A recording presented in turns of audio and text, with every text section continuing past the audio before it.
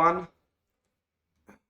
Now, I hope you're doing good and all the very best for your exams. So, this is CA Intermediate Auditing and Ethics Mock Test Papers Series 1 released by ICAI. So, welcome to the discussion of mock test paper of Auditing and Ethics Series 1. Okay. Now, as you know, our audit paper has two sections. One is your MCQ and one is your descriptive. Okay. So let's not waste more time into other things and let's dive directly into the mock test paper. So first let's discuss about multiple choice questions. Now there are four particular aspect in case study, right? One, you have case study 1, 2, 3 and then you have general MCQs. Clear? Now how is it divided, sir? What are the markings given, sir? Case study 1 is for 10 marks. Case study 2 is for 8 marks. Case study 3 is for 6 marks. And then you have 3 general MCQs of 2 marks each, which is for 6 marks. So if you see 10 plus 8 plus 6 plus 6, that will come up to 30 marks. Clear? So let's begin with first case study. All right. Now what students will tell, sir, how do we read case study, and out of this, what do we remember? Clear? Now, when you are reading is an art. So reading the question is a very important part. All right. So let's discuss case study number 1. Dhanush, a CA student undergoing articleship, is a part of an engagement team conducting the audit of Test Enterprises Private Limited. So it's a company audit. Okay. The company is engaged in business of conducting aptitude and language test every fortnight. Fortnight meaning 15 days. At centers spread all over major cities of the country. That means they have many branches. Okay. For Indian students desirous of applying to foreign universities. It also sells books containing model test paper for the benefit of students. Clear? So what is the business? Their business is conducting aptitude and language test. Clear? They also sell books containing model test papers. Okay, so this is their main business. The company has substantial number of computers. Clear? So this is their fixed asset. Substantial number of computers at each center to enable seamless experience for the students. Okay, sir. The company has acquired new identifiable software. Sir, computer is a tangible asset and software is intangible asset. Okay, sir. Involving substantial expenditure for conducting tests during the year, which is expected to drive company's revenue in coming years. So definitely it is an asset. Why? Definition of asset says that which gives us future economic benefits to the enterprises. To the enterprise will be considered as asset, right? So at the time of making a test, a CD containing a software is run in each system for enabling student to take test. Cost of CD without software is nominal. Clear? Sir, CD, they are saying cost of CD without the software. Without the software, the CD is nothing. Clear? It's just a disk there. Clear? So the value is nothing, nominal. Clear? The value of the CD lies in the software. Okay, right. The revenue of the company during the year 23-24. What is the revenue, sir? 50 crore. Now, what is the bifurcation of this 50 crore? 45 crores from the fees charged from the students and 5 crore from sale of books. So, 50 crore is divided into 2, 45 from students, 5 from sale of books. Now, the question is, what is their operating revenue? Both are operating revenue only, no? Because their main business is what? They also sell books containing model test papers. Test paper of what? The same subject they are going to teach. Correct? Huh? Yes. Next. The company has also received 10 lakhs as interest on certain investments. Other income. When you're reading the question only, you should understand where is it coming. Okay? It's other income. The company has a history of profitable operations. So they are good with their business. They are doing good profits. Okay. During the course of audit, it is noticed by Dhanush that computers form significant chunk of PP items in the financial statements of the company. Clear? Of course, their business is only conducting tests and also computers will be a substantial part of their PPE. The company has taken useful life of computers consisting of desktop for 3 years. So their desktop useful life they have considered as 3 years. Now it should flash. Sir, what is the client's name? Test Enterprises Private Limited. So it's a company. So for company useful life, where is it given? Companies Act. Clear? So you should understand that from where did they get this 3 years? Clear? However, depreciation charged on computers in financial statements is higher than depreciation allowable under income tax law. Sir, note this point. They're telling depreciation on computers in financial statement. So depreciation in financial statements is higher than depreciation under income tax. Clear? So depreciation in the financial statement is higher than depreciation under income tax. That means book profits will be lesser and profits as per income tax will be higher. Clear? Yes, that means, sir, profit as per income tax will be higher, which means the payment of tax will be higher. Clear? Okay. Sir, it results in lower accounting income as per the books of accounts as compared with taxable income under income tax law. This is what we did here. Clear? Books of account profit will be lower, income tax profit will be higher, which results in higher payment of tax. Right, sir. Next. During the course of audit, he notices that cost of CD along with software cost is treated as intangible asset. I told you the cost of CD has no value if there is no software in that. 10 rupee, 15 rupee CD. Clear? But the moment you put software in the CD, it can be sold for thousands and lakhs. Correct. Yes.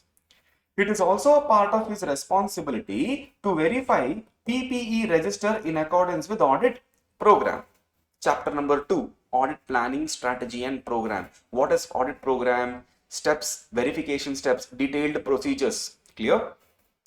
On perusing the details. Perusing the details means on studying the details.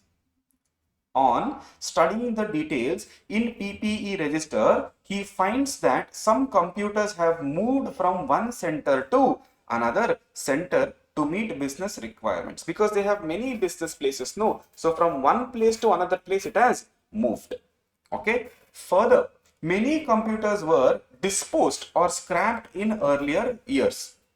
However, proper details in relation to movement and disposal or scrapping have not been entered in PPE register.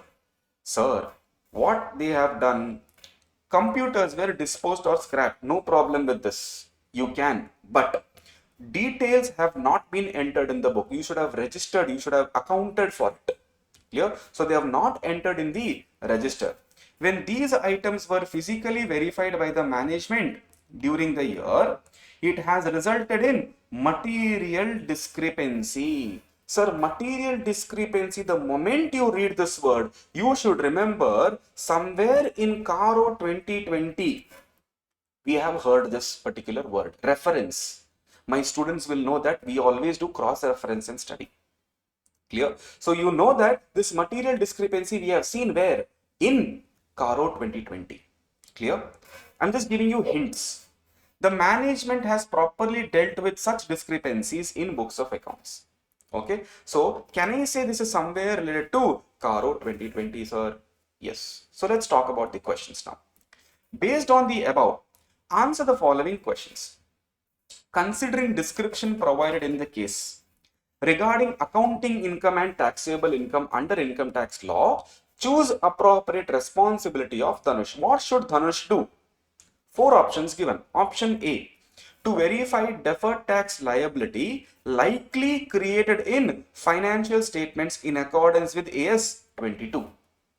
Option number 2, to verify direct tax asset likely created in the financial statements in accordance with AS 22. Third, to verify deferred tax asset likely created as per AS 29, to verify deferred tax liability as per AS 29. Students, you tell me, accounting standard 29 stands for what? Accounting standard 29 stands for what? Definitely not for deferred tax, it is for provisions. Correct? It's for provisions. So here we know that point number C and point number D is definitely not the option. 50-50, done. Now we have A and B. Clear? You know that as per AS 22, we have to create deferred tax asset should be created if book profit is less than taxable profit. Here, if book profit is less than taxable profit and this taxable profit is as per IT, you have to create deferred tax asset. What is DTA DTL in AS 22? You would have learnt. Clear? Or you will learn whenever you do AS 22. So, point number B says to verify deferred tax asset likely to be created in the financial statement. So, this is the answer. Here, this is the answer. Second question under first case study. Keeping in the view of the description provided in the case scenario, which of the following statement is likely to be correct, sir, with respect to what? CD and software acquired by the company. Now, what is the first option given? The company's accounting treatment of treating cost of CD with the software as intangible asset is not proper. It should be treated as revenue expenditure. Correct? Huh? Cost of the CD and software is an asset or revenue expenditure. Capital asset, capital expenditure or revenue expenditure. They are telling revenue expenditure. Let's see other options. The company's accounting treatment of treating cost of CD with software as intangible asset is proper. Third, the company's accounting treatment of treating cost of CD with the software cost as intangible asset is not proper. It should have treated cost of CD as PPE, software cost as intangible. The company's accounting treatment of treating cost of CD with software cost as intangible is not proper. It should have been treated cost of CD as PPE, software cost as revenue. Sir, logically, if I erase everything, you tell me which is the better one. I told you that time only it is intangible asset. Point number D is the right one. Clear? Right? Okay, sir. Third, as regards discrepancies noticed in the computer systems on physical verification by management as described in the case scenario, which of the following statements is most appropriate? A. The management has properly dealt with such discrepancies. However, Dhanush should bring it to light of engagement partner as it may result in modification of auditor's opinion. Somewhere students might get confused here. Yes, correct. No, sir. We should tell our engagement partner what if he modifies. But look at the other options and then take a call. Okay. Second, the management has properly dealt with such discrepancies. However, Dhanush should bring it to light of engagement partner as it entails specific reporting under Companies Act 2013. Let's see the next two options also. Third, the management has properly dealt with discrepancies. Dhanush should not do anything further. Fourth, they have dealt with they've dealt properly with the discrepancy. However, bring it to light of engagement partner as it is in the nature of misstatement which needs to be communicated and documented by auditor. Clear? You might feel A, B and D is the answer that I have to consider. C definitely you should not consider. Clear? See, since they are asking about what is the most appropriate, look at point number B. I gave you a hint that somewhere we have seen material discrepancy word exactly. Correct? Where is that? CARO 2020. Sir, CARO 2020 under Companies Act? Definitely yes. Because it comes under other reporting responsibilities. So if you go to CARO 2020, clause number 1 of para number 3 talks about PPE details. Clear? Talks about PPE details. So that also talking about physical verification, of course, clause number 1. Right? Next, 1.4, fourth sub-question. Which of the following statements meets the requirement of law in respect of revenue from operations? Revenue from operations, we know they have 50, right? 45, 5, they also have 10 lakhs. So let's see. Revenue from operations of 50 CR should be shown in statement of profit and loss account. Number 2, 50.1 CR should be shown in statement of P&L. However, revenue from books, fees charged from students and the interest on investment should be disclosed separately in the notes to accounts.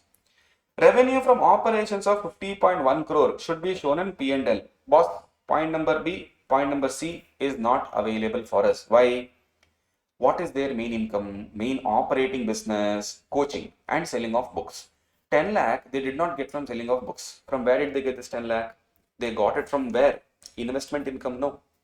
Clear. Question says 10 lakhs has interest on certain investments. So 10 lakhs is not operating income, right? So point number B and C is not there. Point number A and D is what we have to consider. Clear? Which is most appropriate? Point number A says just show 50 crores. Not right. Sir, look at point number D. Revenue from operations of 50 CR should be shown in statement of P&L. However, revenue from sale of books and fees charged from students should be disclosed separately in notes to accounts. If my students will remember it in the class, we had seen ITC's financial statements. We had discussed ITC's financial statements P&L. When we did analytical procedures, we did comparison. There we saw the segment reporting, there we saw the bifurcation that given income from cigarettes, income from books, right? Papers. So we saw that bifurcation. No, same thing here you have to give. Here, since it is Companies Act will tell, give true and fair disclosure and we have to disclose it accordingly. Fifth sub-question, sir. The company has taken useful life of the desktop to be 3 years. Such a requirement is what? And we told useful life is mentioned in Companies Act which schedule? Schedule number 2. So scroll through and see where is schedule number 2. Here they have given schedule 3. No. Here not prescribed, absolutely wrong. Here they have given schedule 2. Read point number B. Not prescribed. It needs to be arrived mandatorily by management expert. No. Point number C. Schedule number 2. Right? Easy. Step by step you have to go. Don't get scared just by looking at the size of the question. Read the question part by part. It is like a story, right? So when you read anything like a story, you are not under pressure. But when you read question under pressure, you may not be able to crack the code. Okay, this is the first case scenario. Let's talk about the second case scenario. CDL Limited, a company dealing in FMCG goods, is having 50 branches in India. Okay, so it is dealing in what? FMCG. 50 branches are there. SKC and Associates, referred as company auditor, are appointed as statutory auditors. Further, they have also appointed Mr. D as branch auditor for 5 of its branches. Which standard is relevant for branch auditor? SA 600, SA 600. Clear? Remember principal auditor and other auditor, right? Since Mr. D is concluding audit of only 5 branches, he has not arrived at materiality level in respect of auditee branches. Since he is doing only 5 branches out of 50, he has not arrived at a materiality level. On the same lines, identification and assessment of risk of material misstatement has not been performed. So he had not done this also. What is that? Risk of material misstatement assessment is not done.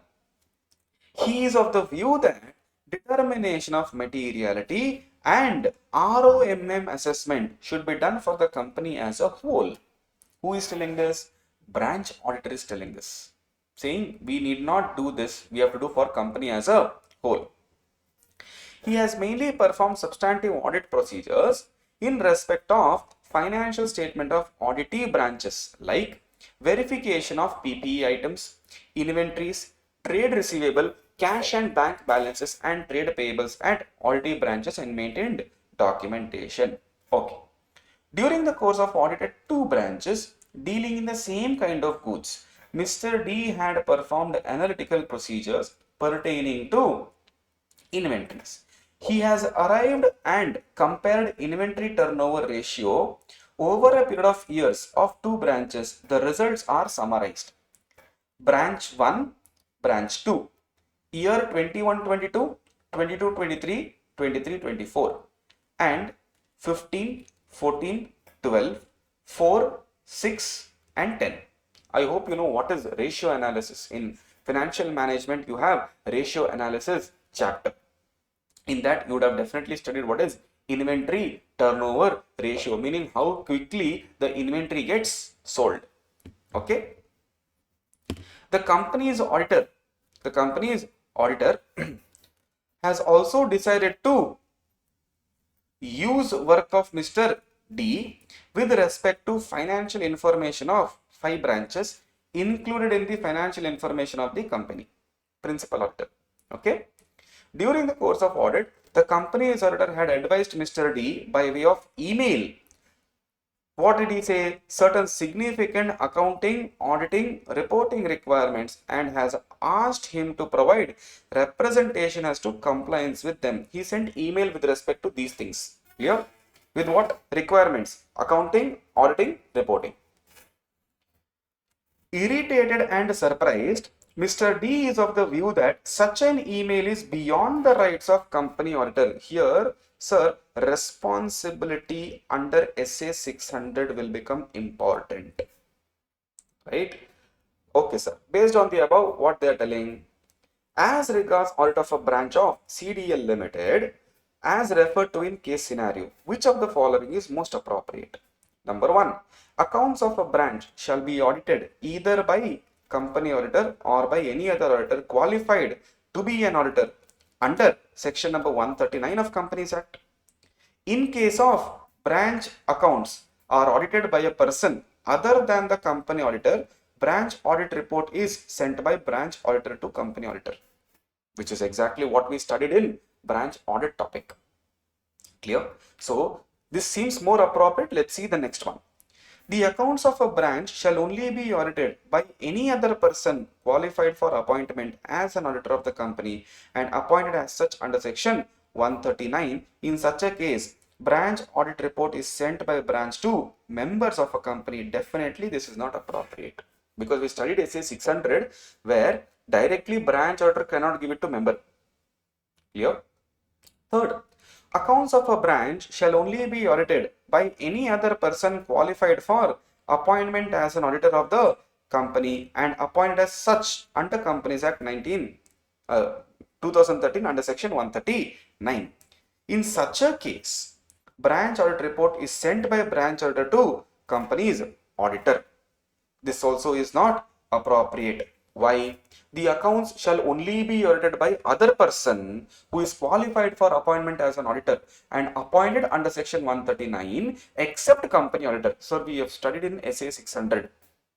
SA 600, we have studied that principal auditor also can be appointed. Okay, we have studied that. In section 139 also we have studied. Okay. Point number D. Accounts of a branch shall be audited either by company auditor or by any other person qualified for appointment under section 139. In this case, in case branch accounts are audited by person other than company auditor, branch audit report is sent by branch auditor to members of the company. This also is inappropriate. That means A is more appropriate. Okay, this is with respect to appointment. This is with respect to what? Appointment of branch auditor. Okay, I have given you a respective essay reference also, so that when you read branch audit, you will get a fair idea. Okay. Second, 2.2. After reading methodology for carrying out branch audits, which of the following statements is likely to be most appropriate? Number 1. Separate determination of materiality and identifying and assessing risk of material misstatement is not required in respect of each of the branches. Sir, when you are responsible for your branch alone, you should still do your risk assessment procedure, try to identify ROMM, try to identify what is wrong in the branch, set a different materiality, because we know materiality cannot be same from branch to branch and it is professional judgment. Yes. Second, Separate determination is required in respect of each of the branches. However, documentation is not required. Sir, without documentation, without SA 230, how are you going to prove tomorrow if something wrong, something happens? Clear? He is required to perform substantive procedures as described in case scenario and also maintain documentation of the same. Third, separate determination of materiality is required along with documentation. He is required to perform substantive procedures as described and also maintain the documentation. Clear? Right? So, point number B and point number C, only one difference is there. They're telling documentation is not necessary. Here they're telling documentation is necessary. D. Identifying and assessing ROMM is required along with documentation in respect of each branches. However, materiality is required to be arrived at for financial statements of the company as a whole. Definitely not the appropriate answer. So D is not appropriate. Here, documentation not required, the telling, not appropriate. Here also materiality and ROMM both are not required, the telling, not appropriate. Point number C makes more sense. Clear? Right. 2.3. Choose the correct answer. During the year, inventories of branch 1 have moved faster in comparison to branch 2. Clear? Let's look at the table later on. During 23-24, inventory of branch 2 have moved faster in comparison to branch 1. Third, comparison of inventory turnover ratio of branch 2 over a period of years may indicate that branch sales have likely been weak with higher inventory holdings in 2023-24 as compared to previous years. Point number 4 says comparison of inventory turnover ratio over a period of years may indicate that branch sales have likely been strong with lower inventory holdings as compared to previous year. See, what is inventory turnover ratio? How fast inventory is moving. Correct? So, if we go and see the table here, they are talking about which year? 23-24, right? So, this is important for us. This year is important for us. Sir, compared to this year, last year you see, last year it took 14 days, now it is taking 12 days. Clear? So, inventory of branch 1 in the current year has moved faster in comparison to branch 2. Clear? In comparison to branch 2. Understood? Clear? Yes? Alright, sir. Right. Sir, one doubt I have. Okay, let's solve that doubt. Sir, how, sir, compared to branch 2? It is 10 days and 12 days. No, sir. Focus here. Sir, branch 1, last year it took 14 days. This year it is taking 12 days. Let's assume that. Last year it took how many days? 14 days. This year it is taking 12 days. Sir, that means, which is better? Last year it took 14, current year it is taking 12. Which means faster, this year it is moving. No. Let's compare branch 2. Last year it took 6, this year it is taking 10, more time. Clear? That is why branch 1 is better than branch 2 and therefore the answer here is point number A. Clear? Right? Okay, sir. Fourth one. Considering the contents of email sent by company auditor to Mr. D, which of the following statement is likely to be in accordance with standards on auditing? SA 600, they did not mention, but you should understand since it is branch audit. Company's auditor can advise to Mr. D regarding certain significant accounting, auditing and reporting requirements and ask him to provide representation as to compliance with them. That is point number A. Point number B. Company auditor can advise Mr. D certain significant accounting, auditing, reporting requirements. However, asking him to provide representation is breach of independence. Nonsense. Third, company's auditor cannot advise. Not at all possible. Principal auditor is responsible for his opinion. How can he not advise? Then, company's auditor can advise Mr. D regarding certain significant accounting, auditing and reporting requirements only when Mr. D makes such a request. No, it is principal auditor who should tell, see, this is what the requirement is, and give it in writing, representation you give, which means A is most appropriate for us. That's your case number 2. Understood? Clear? That's a case number 2. Let's move on to case number 3 now. CAB is conducting statutory audit of branch of a nationalized bank. Saurabh, a CA student, is also a part of engagement team conducting statutory branch audit. The field of bank branch audit is new to him and he is following instruction as required by engagement partner. The engagement partner has asked him to prepare summary of non-funded credit facilities outstanding. Okay. What is non-funded? If you remember branch audit, funded and non-funded. Funded means money is given to the borrower and non-funded means facility is given to him. Okay. So they have given some list.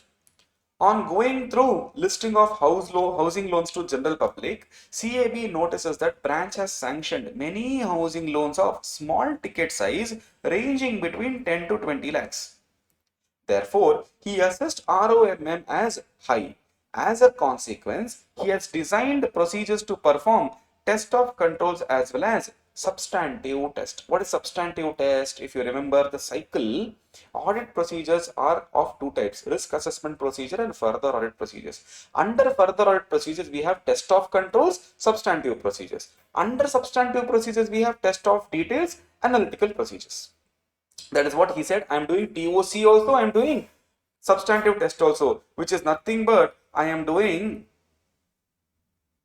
further audit procedures. Okay.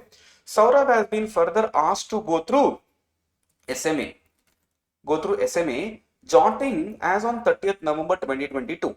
Such reports are available from system on monthly frequency. Being new to such type of assignment, he is unable to understand relevance of above procedure mandated by the partner. So partner asked him to go through SMA. SMA means what? Remember we told SEMA accounts, special mention accounts. Clear? SMA 0, SMA 1, SMA 2, 0 to 30, 31 to 60, 61 to 90. Yes, that. So the question here is, Saurabh is not able to understand why I have to check SMA. Okay. Let's try and understand the questions. Question number 1. Considering table given in the case scenario, which of the following is appropriate example for non-funded credit facilities? Which is the best example? Bills purchased and discounted, bills for collection. No, this is not non-funded. Bills for collection, staff housing loan, letter of credit issued. C. Bills purchased and discounted, letter of credit issued, guarantees issued. No. Letter of credit issued, guarantees issued, fully secured by 100% margin. This is non-funded credit facility because bills purchased and discounted, we are giving money, no? So this cannot, C cannot be the example and B cannot be the example. Okay. 3.2. CAB's decision to perform both TOC as well as substantive test was taken after he assessed ROMM. Sir, where do we assess ROMM? ROMM assessment is done in SA 315. Once we assess the risk under SA 315, the response to this risk is given under SA 330. Responses to assessed risk standard is 330. So what is their question? Which standard deals with designing such a test? Which test? TOC and substantive test. SA 330. Easy. Easy peasy. Next, 3.3. Saurabh is unable to understand the relevance of going through SMA. Which of the following is most appropriate? I told you he is not able to understand. Let's read the options. It would necessarily help auditor in identifying accounts with significant lending exposure. Clear? So it will help in identifying significant lending exposure. Not the case. Number 2.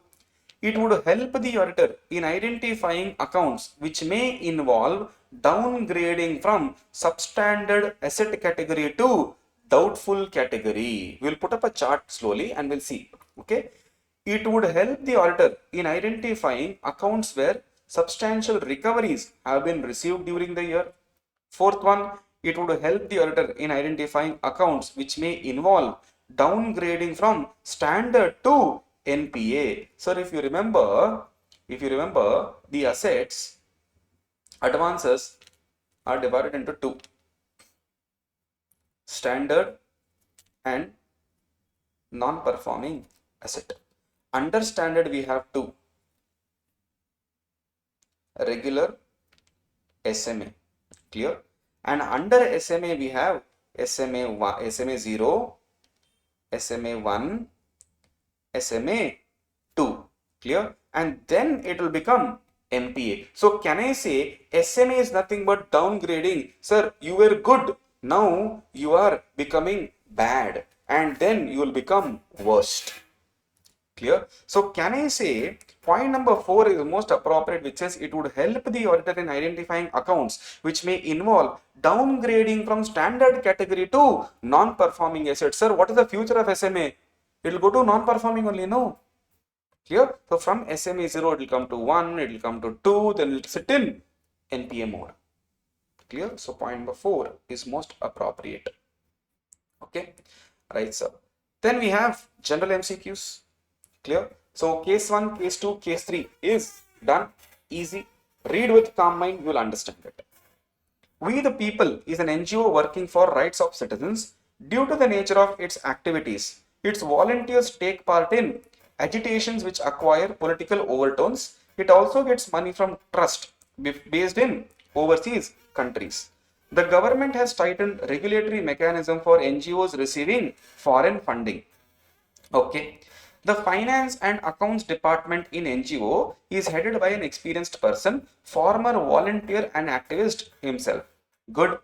However, he has no professional or legal educational background. CAN is appointed as an auditor of above NGO for the first time. Clear?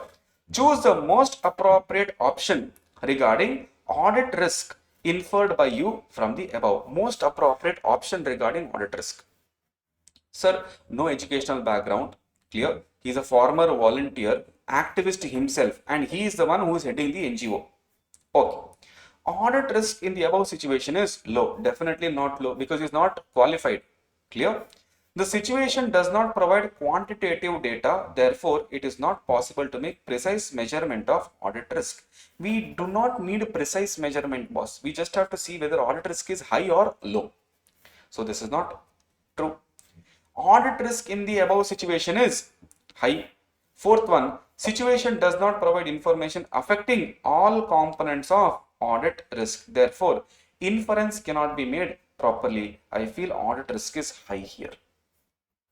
Clear? Audit risk is high because somebody who is not professional, somebody who does not have educational background here, legal educational background, somebody who is already a former volunteer and activist himself, he may know the business, but if he is heading it, sir, I do not know whether I can trust in that particular information or no. So I consider audit risk as high. Second one, CA J for jealous.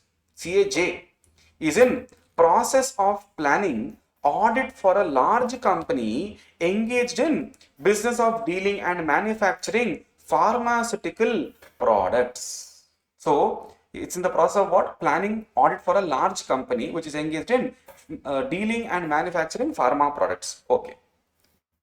Central Drugs Standard Control Organization, CDSCO, National Regulatory Authority under Ministry of Health and Family Welfare, is responsible for approval of drugs. Okay. Conduct of clinical trials, laying down standards for drugs, etc. Auditor is also considering whether to make use of evidence obtained in previous audit of the same company. So what is he assuming? Should I use the evidence which I obtained in my previous engagement or previous year? Besides, he is also considering volume of transaction to determine whether it is efficient to rely on internal control. As a part of planning activity, he is also considering extent of substantive audit procedures to be performed. Consider the following factors 1 to 5. Sir, if they are talking about planning for audit, question number 2 is related to chapter number 2, that is audit planning. Audit planning. So let's mark here is considering what making use of evidence obtained in previous engagement. 1, I will put it in the different ink. Okay, 1. 2 is he wants to rely on internal controls. Clear? Right. 3, he wants to do substantive audit procedures. Let's try and understand, sir. Factors they have given from 1 to 5, and then they have told choose the most appropriate factor or combination of factors which is relevant for establishing audit strategy. Sir, this is the key word, key requirement for us. To establish strategy, what should Mr. Jealous do? Number 1, reporting requirements required by CDSCO, if any. Need for specialized knowledge of pharma industry. Expected use of evidence obtained in previous audit. Volume of transaction to consider. Reliance in internal control. Nature and extent of substantive audit procedures. 5 factors they have given, which is important. They have given options 1, 3, 4, 5, 1 only, 1, 2, 3, 4, 2 only. Clear? Now, which is more appropriate here? Clear? Students, in our class, we always do reference. Do you remember? Yes. So, point number 1, point number 2, which we have marked here. For this, you can go to reference page number 22 of our classroom material. Clear? Page number 22 of classroom material you go, you will find these 2 points. Clear? Right. One by one, we'll see the factor here. Point number 1, subpoint C, you will see this. While establishing audit strategies is there. Then, point number 1, subpoint B has specialized knowledge. Clear? That means we have to consider these 2. Sir, if it is these 2, this is gone, this is gone. Now we are left with 2 options. Clear? Right, sir. Sir, we have to consider point number 2, and in point number A, 2 is not there, so this is also gone. We actually got the answer, but again we will give reference here. Clear? Point number 3, expected use of evidence obtained in previous audit. This is point number 1, subpoint D, and this is point number 3. This we have to do. Point number 5, nature and extent of substantive audit procedures. This is not related to strategy as of now.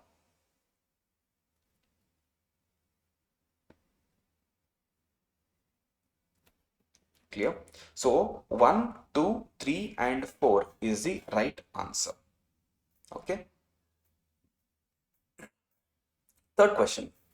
CA Tarini is in the process of formulating audit plan for conducting audit of a company engaged in business of dealing in commodity futures. What business? Commodity futures. Which of the following is not likely to be an appropriate procedure to be included in audit plan for the above said company? Sir, futures is nothing but derivatives. Clear? Derivatives. So what is the requirement here?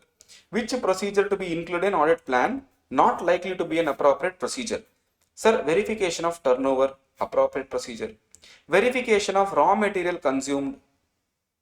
Raw material for derivatives. What is it? What is this derivatives? See, derivatives is like in stock exchanges, you have options and futures. Clear? What raw material is required for dealing in futures? So technically raw material is not there, but let's see the rest 2 options. Examination of company's accounting policy for revenue recognition, very important. Verification of contract notes with broker. Appropriate, appropriate, appropriate. They have asked what is not appropriate. Point number B. I will give you the reason also. Reason, there is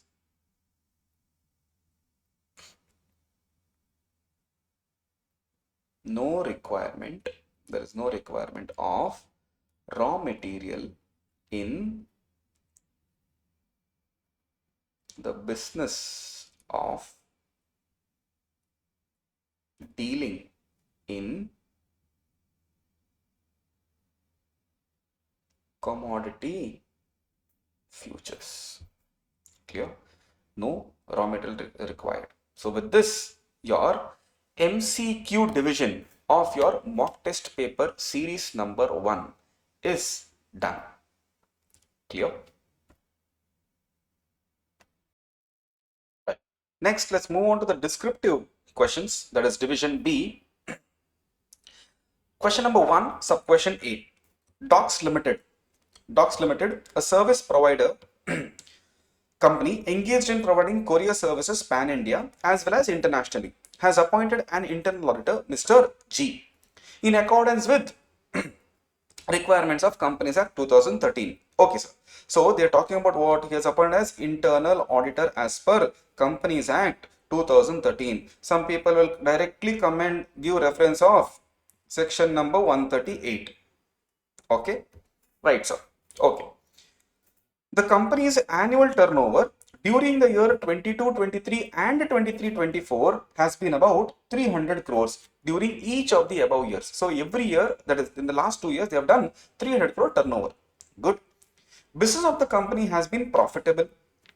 Mr. G heads internal audit department of the company, assessing governance activities, assisting in improving risk management activities, and reviewing controls. Now you may get a reference of SA 610. Clear? Using the work of internal audit function. But what is the requirement? You may get a lot of thoughts like this, but what is the requirement?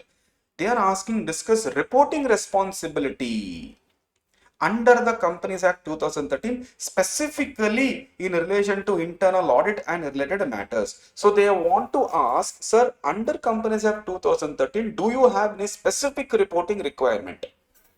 There, no. Where? If you remember, 21 clauses we discussed under CARO 2020. Under CARO 2020, we discussed 21 clauses. Clear? This is a clear-cut CARO question, and I told you when I taught in the class, my students, do you remember? CARO question, it is a consistent, it's like Rahul Dravid, consistent batsman, 4 marks. Clear? Right? See here. So under clause number 14,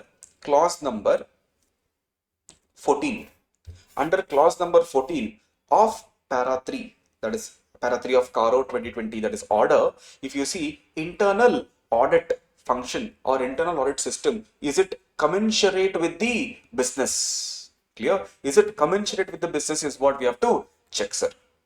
Understood? Clear? So this is a clear-cut CARO question. See, my job in this particular video is to tell you what this particular question is asking and what could be the thought process of it. Answer key anyway you have. Clear? So go through that. Read the question first and see, probably if you have already read the question, maybe if you have any doubts, it will be solved. Those who have not, touched mock test paper yet, or if you do not know mock test paper has released only, then I can't do anything. It is the first time for you. But those who have downloaded the mock test question paper and they're yet to go through it. Clear? This is how you read the question. These are the thought processes you may have while reading the question. Clear? This video might help you in understanding the question. Answer is anyway there. Okay. Second one. So you can write this as a CARO question. CARO 2020. Clear? See, since it is limited, it is a public company, and we know CARO is applicable for every company, including foreign company, but some exceptions are there. Exceptions is 1% company, small company, private company, OPC, for them and all. It is limited companies or public company. Okay. Second one. Up and High Private Limited has started its export business. What has it started? Export business during the year 23-24. The company was catering to domestic market only in past years. Okay. Domestic market means only in India. CAH, statutory auditor of the company, is of the view that company has understated its revenue by 50 lakhs in the year 23-24 by not complying with the requirement of AS 9 relating to revenue recognition. Okay, what do they want, sir? Discuss responsibility of statutory auditor to communicate with management in the above situation in accordance with SA 450. Also explain the usefulness of such communication. Can anyone tell what is SA 450? Communication of misstatement standard, sir. Is this misstatement? Yes. What is misstatement? Misstatement means amount, right? Amount, presentation, disclosure, whatever you are supposed to show as per the legal framework, applicable financial reporting framework, AFRF. What you are supposed to show and what you have shown, what you are supposed to report, what you have reported, what were you supposed to record, what you have recorded. If there is a difference between these two, then there is misstatement. Whether it is material or immaterial, that is secondary point to discuss. First, we have to understand what is misstatement. Misstatement is difference between what should have been done, what we have done. Clear? Right. So they are talking about communication of SA 450. Sir, those students who have attended my class, reference page number 187, communication, and what is the usefulness of such communication. Clear? For those who do not know this, let's understand here.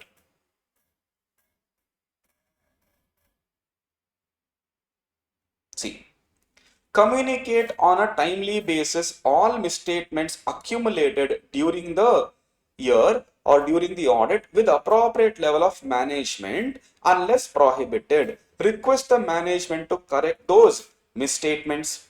Timely communication is important as it enables management to evaluate whether items are misstatements or no, inform the auditor if it disagrees, and take appropriate action. So this same point is mentioned in SA 450. Your module also same copy paste from the module only. Clear? But it is better if you write it in point wise, right? Okay, sir. Third point number or question number C. Prudent Enterprises Limited, Enterprises Private Limited, has incurred and fully spent for the first time CSR expenditure amounting to 14.5 lakhs in pursuance of section number 135. Okay, sir, CSR is mentioned here. The moment you understand CSR, companies that will come into the picture, and you will jump section 135. Don't worry, they have only given section 135. The expenditure was spent for women empowerment programs through an implementing agency which is not a related party. Okay, no problem. You can do women empowerment as per law provisions, right? It was required to spend 14 lakhs. So how much you are supposed to spend? 14 lakhs. How much you have spent? 14 and a half lakhs. Have you spent less or more? More. Discuss how such information is required to be disclosed in accordance with requirements of Schedule 3 of Companies Act. Sir, everywhere we are seeing Companies Act. This is law paper, loose tool. It is audit paper. Sir, chapter number 5, audit of items of financial statements, CSR disclosure.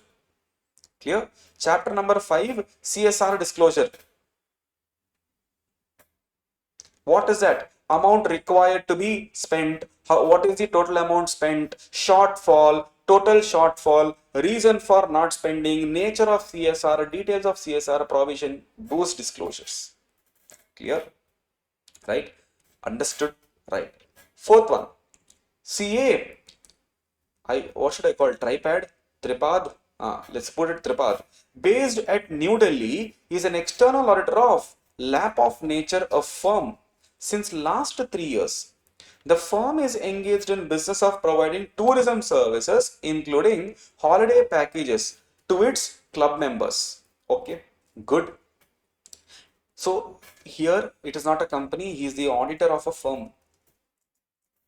He is the auditor of a firm. Okay, right, sir. It also has provided auditor, including his team members. Very good. Auditor and his team members, what they have provided? Free holiday for a week in Ooty. Vareva. Free holiday you have given for 1 week. Articles will be excited to go. In the state of Tamil Nadu. Okay. Vangada, Tamil Nadu. Macha. The company has booked free air travel for engagement team members. Very good. Stay free, travel free. Clear?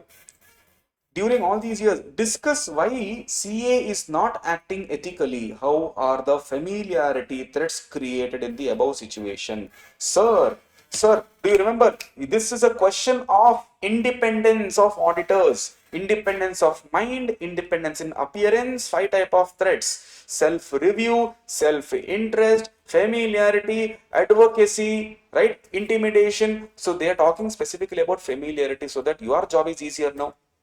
Clear? What is going to happen here? Sir, I will write one statement here. Auditor has formed relationships where they may end up being too sympathetic.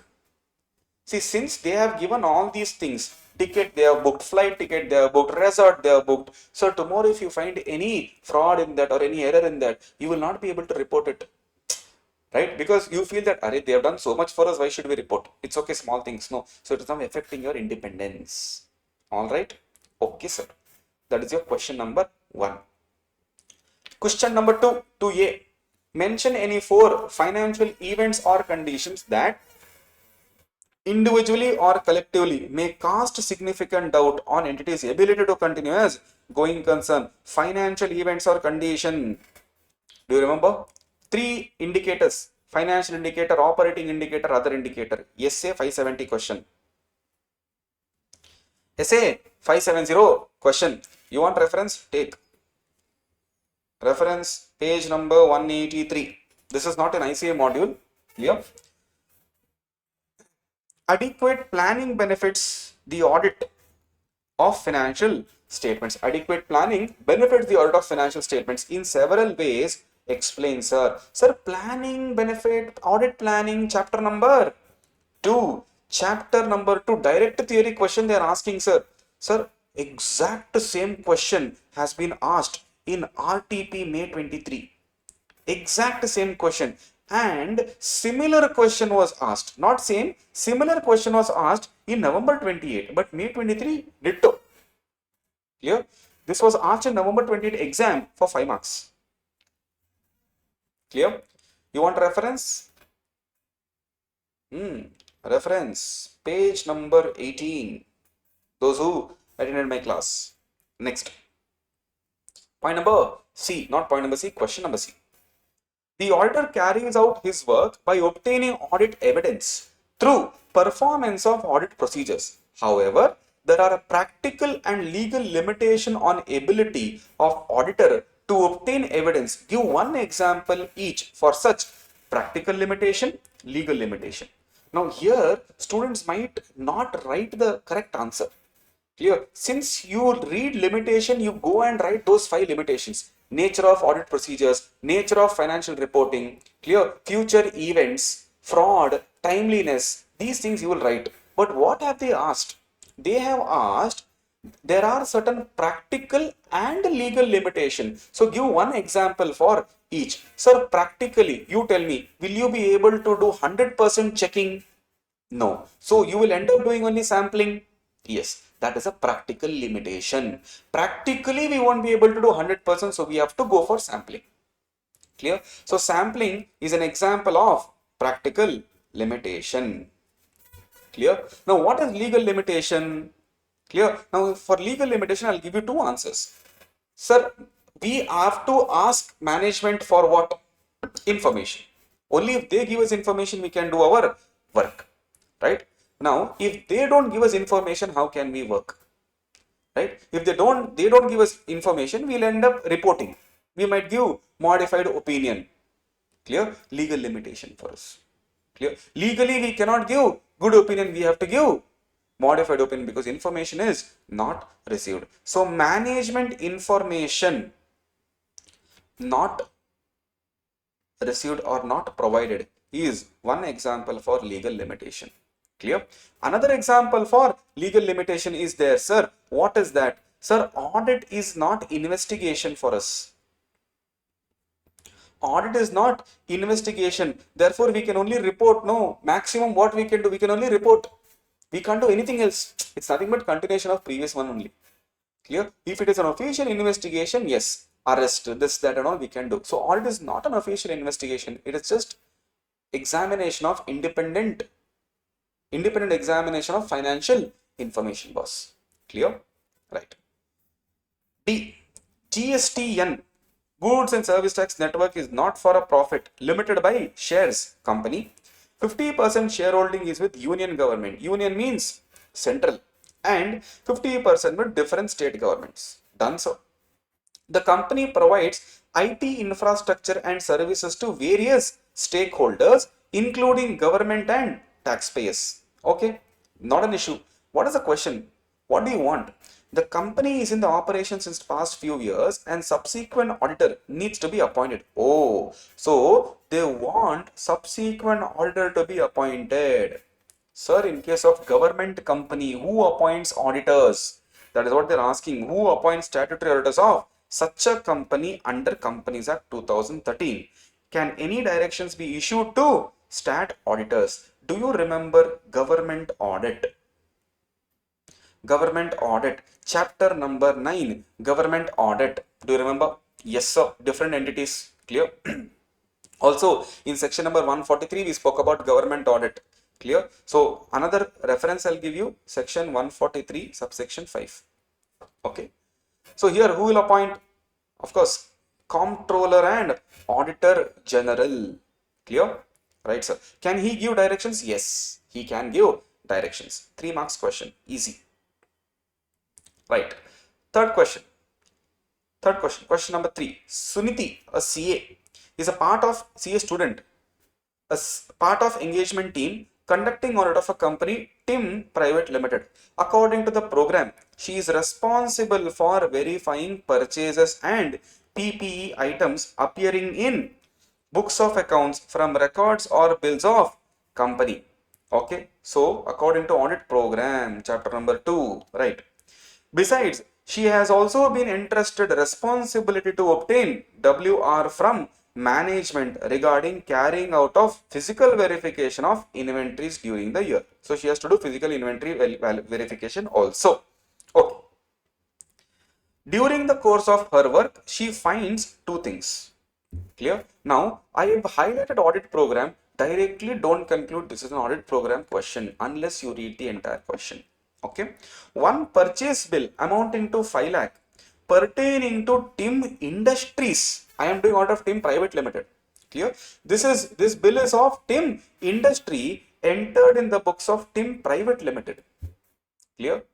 Someone else's bill is finding a place in my balance sheet.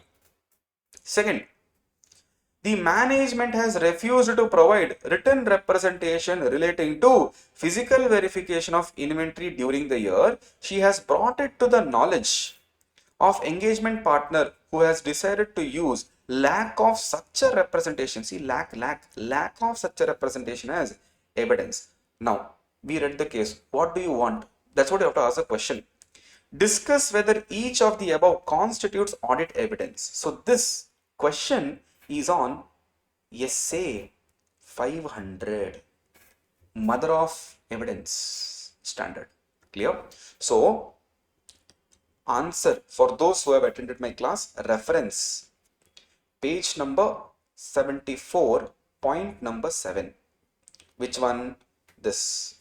And this one, page number 74, point number 8.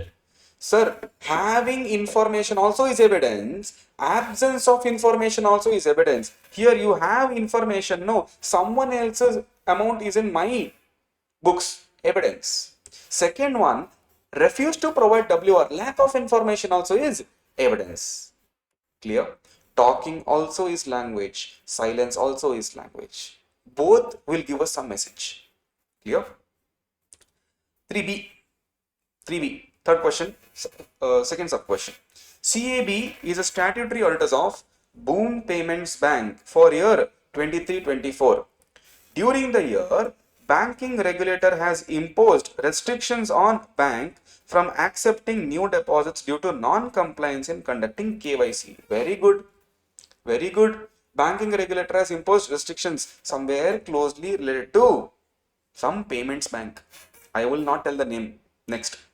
In large number of accounts and violation of rules. So, banking regulator here, banking regulator for us is RBI, but they are not mentioned clearly. Okay. Anyway. There is material uncertainty. What Chandru? Material uncertainty is there regarding probable outcome of such restriction to continue as going concern. So that is going concern assumption is in danger, boss. What is the standard for going concern assumption? SA 570. Clear? What should we do? However, for year 23-24, auditor has concluded that use of going concern basis of accounting is appropriate. What does auditor has told? Concluded that use of going concern basis is appropriate. But the financial statements of the bank do not make adequate disclosure of material uncertainty due to above events. What are the implications for auditors report for the year 23-24 in view of the above? So it's nothing but going concern question. No, SA 570 going concern. Sir, in going concern implications in opinion, one section is there. Clear? Section means not section number. We are talking about a particular area where if material uncertainty is there, you have to tell the users. Clear? Now in this case, material uncertainty is there. Clear? But financial statements disclosure is not there. So as an auditor, what am I supposed to do? I either have to give, see, evidence is there, no, that is why either qualified or adverse opinion I will be giving. I cannot give disclaimer of opinion because here evidence is there. Disclaimer of opinion will come when unable to obtain SAE. Here SAE is there. SAAE. SAE is there. Clear?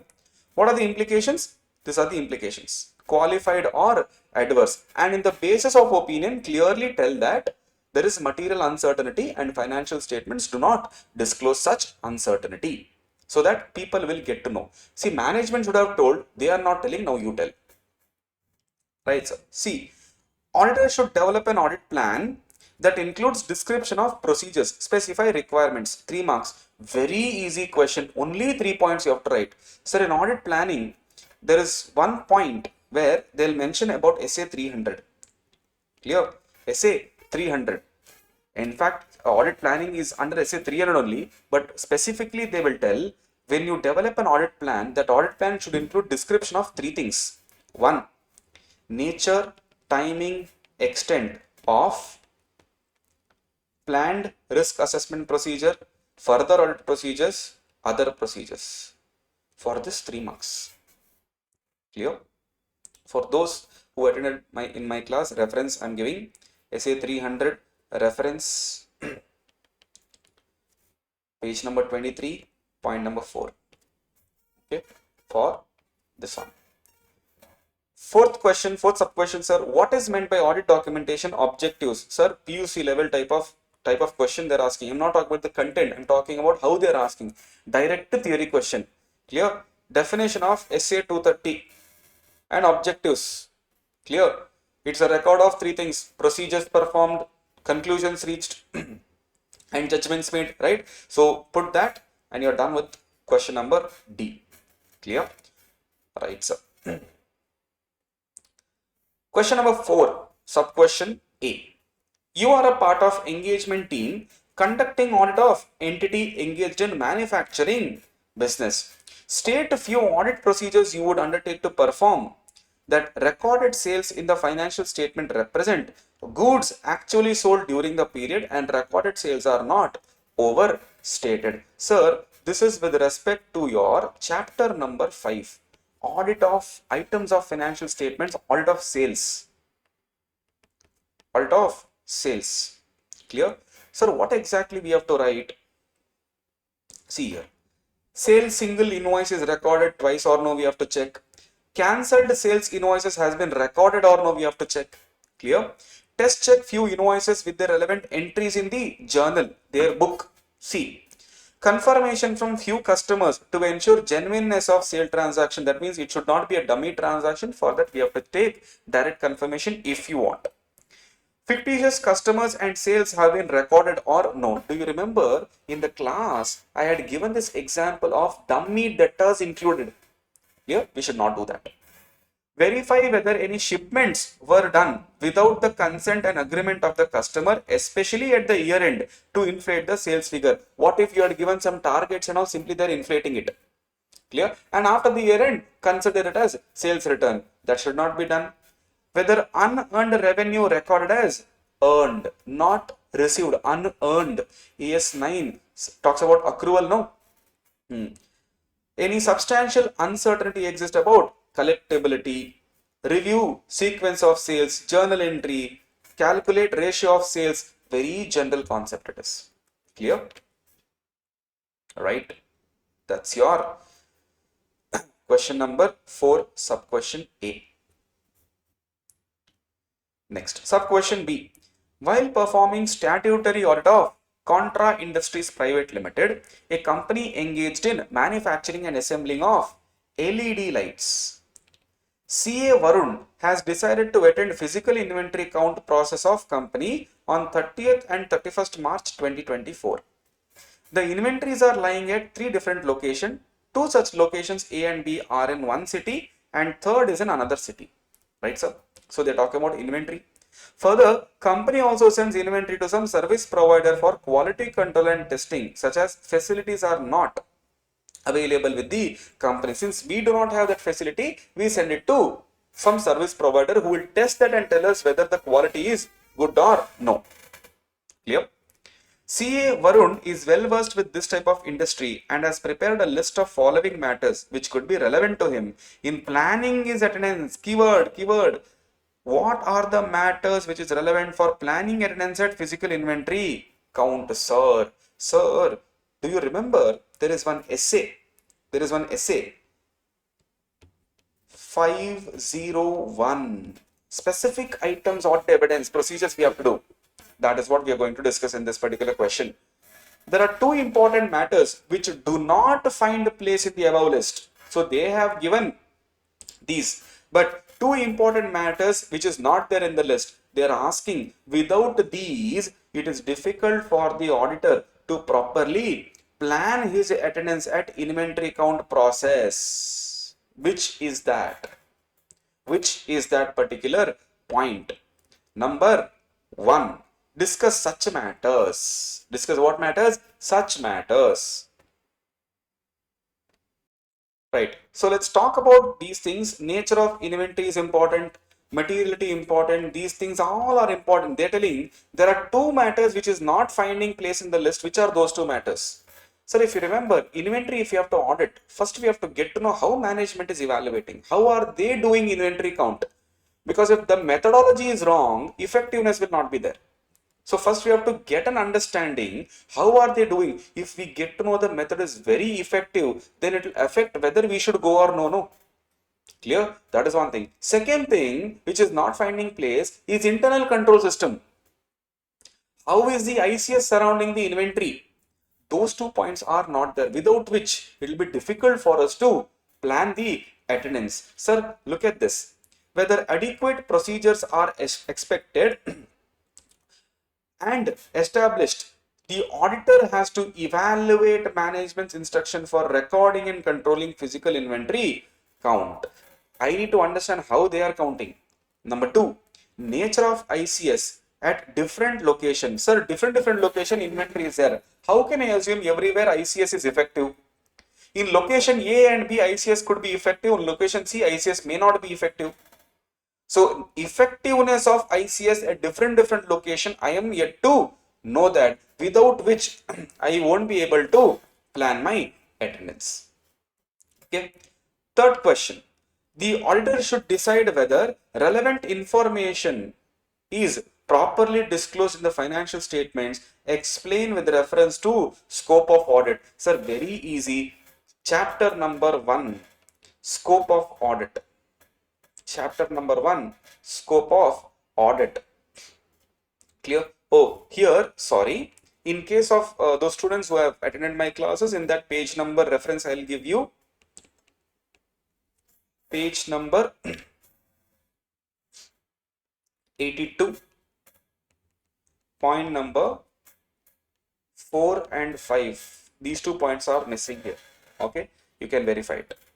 Okay, right, sir. So here, scope of audit, chapter number 1, that is a case. What are they saying? Auditor should decide whether relevant information is properly disclosed. Obviously, properly disclosure should be there.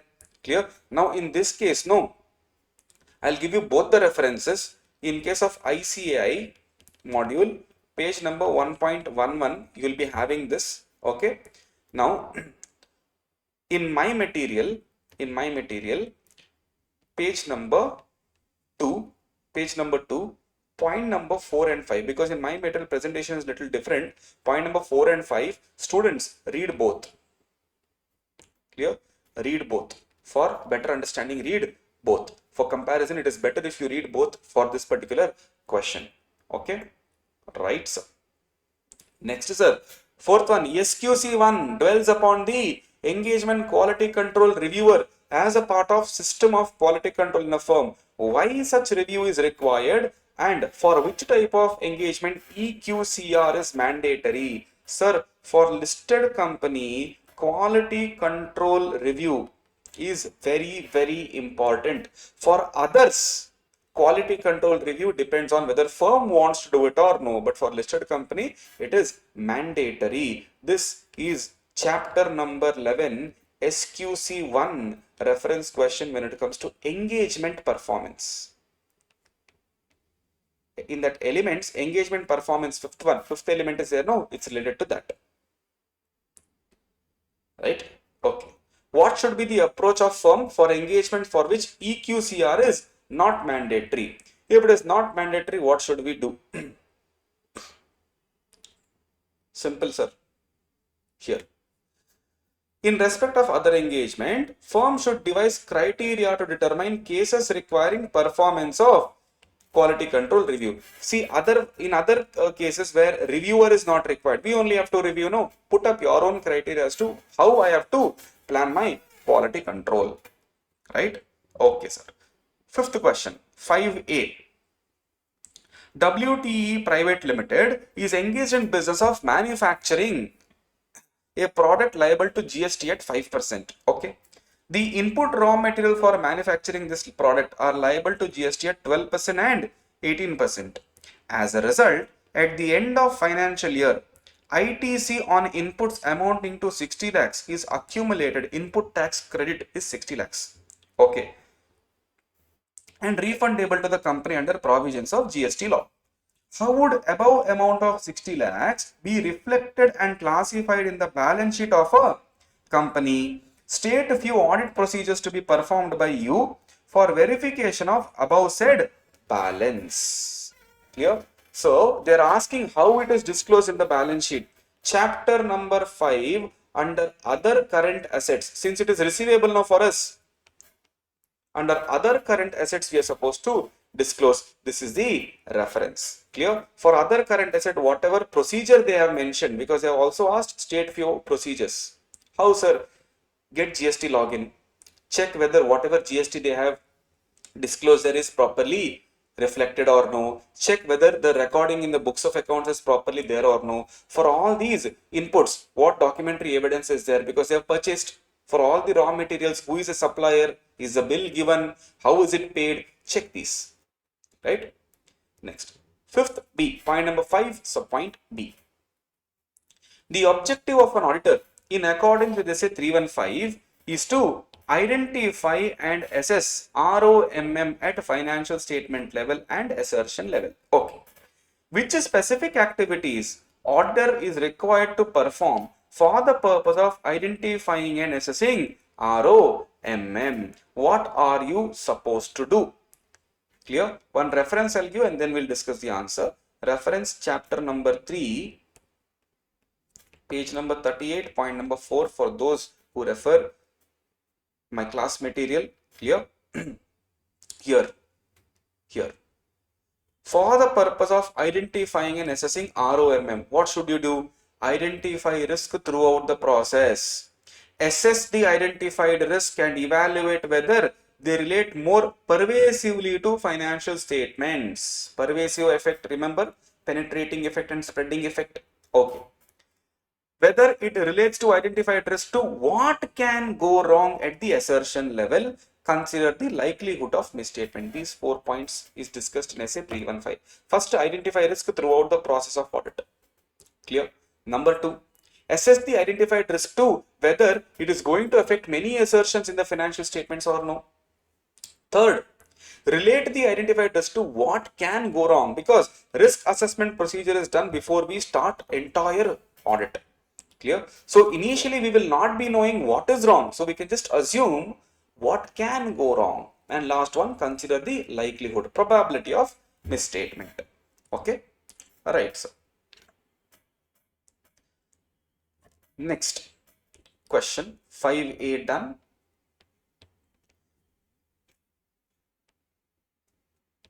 5A done. 5B done. 5C.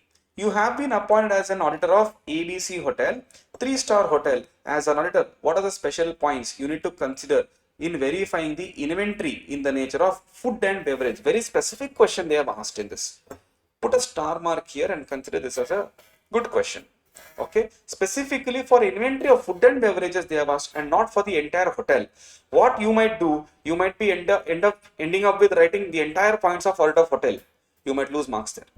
Clear? They have specifically asked for food and beverages. What is that, sir? All movement and transfer of inventories must be properly documented, because in hotel industry, food and beverage is substantial part of their business. So in that case, inventory should be taken care. So what if they are stealing? Leakage is happening. Leakage means what? Not the normal leakage. What if people are taking it?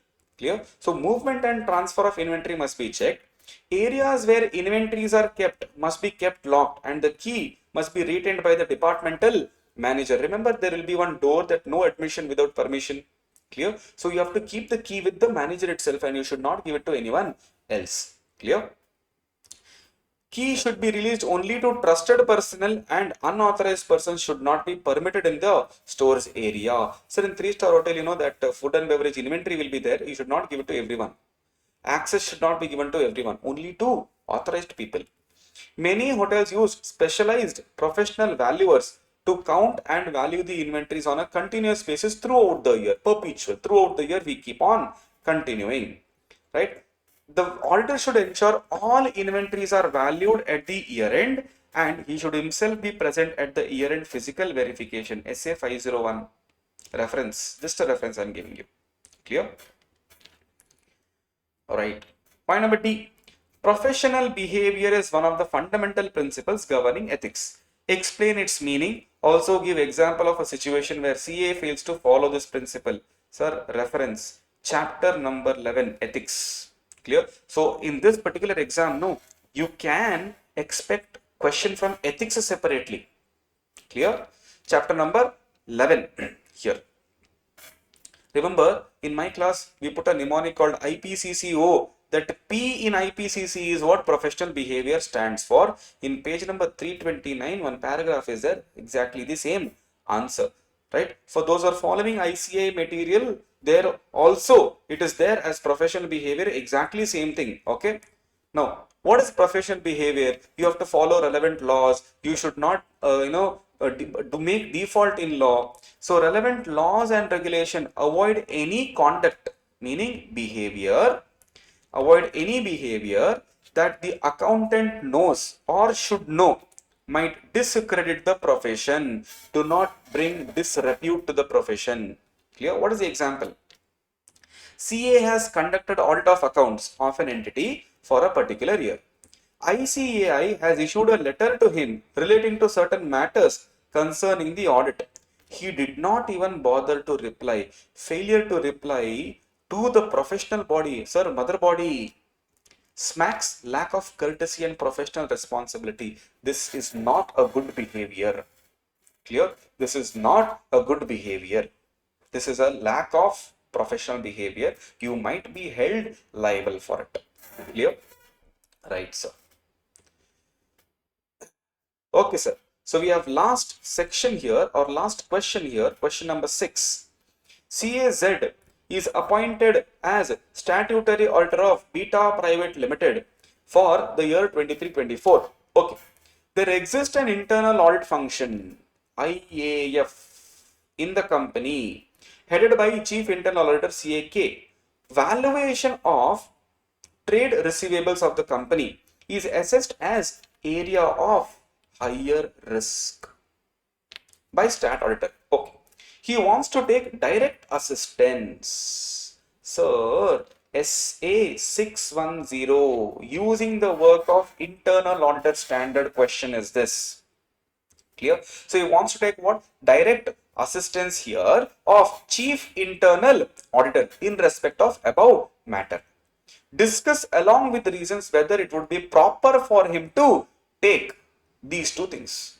So if I have to take direct assistance, see there in SA 610, two things. One, I am using the work of internal auditor.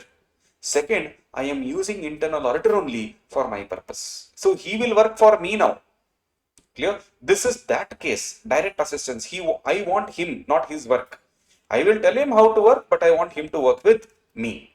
Okay, sir. For this, discuss along with the reasons whether it would be proper for the auditor to assign checking of accuracy of aging of trade receivables to Chief Internal Auditor. I want to give him checking accuracy of what? Aging of trade receivables. Okay. Number 2, assigning evaluation of adequacy of provision based on aging. Which work I can give and which work I cannot give. That is what they are asking. Which work would be proper? See, SA 610 says you should not use direct assistance in certain areas. Which are those? 1, where judgment is high. Clear? Where judgment is high, you cannot use. But where the judgment is limited, you can use it. Judgment is limited means what? Going by the documentary facts. Whereas judgment, it is not just by the documentary fact, it is my thought process. So in that case, I cannot use him. Clear? Number 1, here, valuation of trade receivables is high risk area. Number 2, two things I have in front of me, which one I can give it to him. See, first one, assigning checking of accuracy is limited judgment, sir. Aging, what do you mean by aging of trade receivables? Bifurcating trade receivables is debtors and bill receivable. Clear? Age means not debtors age. Age means debtors outstanding in our balance sheet. For how long the debtor is sitting in our balance sheet? 0 to 3 months, 3 to 6 months, 6 to 9 months, 9 to 12, more than 12. So like that, divide. Aging of trade receivables. Clear? Now, management has done the aging. Clear? I want internal auditor to help me in finding whether it is accurate or no. Here, limited judgment is used because aging is done based on the invoice. No, the day you raise the invoice is when sale is made, right? Where more judgment is involved here. Look at the invoice date, look at the aging. Look at the current date, look at the invoice date, and you'll get to know how many days it has been outstanding. Understood? Clear? So, in point number A, limited judgment is there. In point number A, limited judgment is there. So, here you can use. In point number B, that is 2, here more judgment is involved. Here you cannot use him. Clear? So, SA 610 is a new standard introduced in new syllabus. So, one question I was expecting them to ask, and in mock test they have asked. Easy question. Okay, right? Okay, sir. Point number B. The audit of government expenditure is one of the major components of government audit. Explain the basic standards. Direct questions are reference government audit. Government audit. There also audit of expenditure is there. Specifically audit of expenditure. Chapter number 9. Clear? Have a look at it. See. Expenditure incurred conforms with the relevant provisions of enactment and according to the financial rules set by the competent authority, rules and orders, sanctions, provision of the funds, right? Propriety audit and efficiency, that is programs. Clear? Economic. 5 points. Easy. Or if you don't want to write that, write this. Cine Screen Multiplex Limited is operating cinemas in different locations in Mumbai and has appointed you as internal auditor. Congratulations. What are the areas that needs to be verified in relation to receipts from sale of tickets alone? Again, chapter number, same chapter, chapter 9. Cinema audit, only for sale of tickets. Clear? What is that, sir? Easy. Same. Entrance to cinema hall, serially numbered. If they're making online, how is the system of online booking? Number of tickets issued, advance booking if it is there, inventory of tickets, that is physical inventory of the tickets. Clear? Confirm at the end of the show statement is prepared, record is kept for free passes, reconcile the tax collected GST. Clear? And vouch the entries in the cash book for cash sale of tickets. Clear? Easy, sir. Very easy. Common sense points. But actually, when they say multiplex, there is a physical inventory of the tickets. Nowadays, it is roll. Clear? That white color paper roll is there. Print will come. Understood? When you go and book the tickets. Long back, those days you used to have printed tickets. Their custody is important. Here, you have blank rolls. System is important here and not the paper rolls. But again, ICA has given that content, we'll write that only. Right? Given below is a table containing column A and column B. Column A contains description of certain controls in automated environment. Complete column B is stating appropriate type of control. Easiest question in mock test to write. Clear? They are asking, we have given these. Classify which control. Sir, when you see this, no, you will not know from which particular chapter they have asked. I will highlight automated environment, old syllabus chapter number 6, new syllabus internal control chapter, that is chapter number 3, risk assessment and internal control, last topic of internal control, that is audit in automated environment. There controls are divided into general controls, application controls. Clear? And in general controls there were many divisions. Understood? There are many activities. That is what they have given here. 4 they have given and they have asked. Now you tell me under which control this will come. Easy, sir. Reasonableness check. This comes under application control. Comes under application control. I'll give you a reference also. Page number 3.58 in ICAI material. Clear? Right? For reference chapter 3, audit in automated environment. Audit in automated environment. Next, controls over data center and network operations. This is general controls. You read the divisions. These are given there. Controls over system acquisition, general controls. Program change controls, also general controls. Clear? Right? Okay. Previously, note syllabus, one question they used to ask out of automated environment. Clear? They have continued the trend.